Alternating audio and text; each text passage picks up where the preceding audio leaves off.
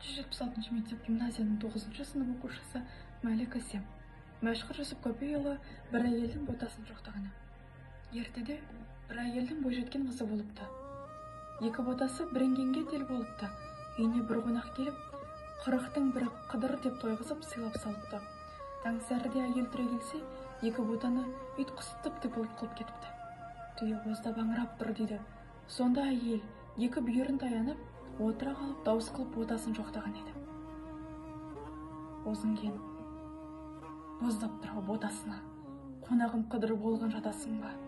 Қыдыры болған кісіге қыдырдағы мен сүйейін қонақтың ботасына. Екі ботам бар еді ғой қауіпімай, қарамалдан аз еді ғой сауынымай. Кешкі қонақ қыдыр деп жұрт айтады, енді қонақ жолатпан алылмай. Есік алды қара су балдыры бар, балдарына атыңды шалдырып ал. Айдап келген ботамды байлап салмай, ерге қарым, ұйқыңды қандырып ал. Екі ботам бар еді ғой ботақ еді, қонған жерім ботаға отақ еді. Айдап келген ботамды байлап салмай, ерге қардың іздегені қонақ еді.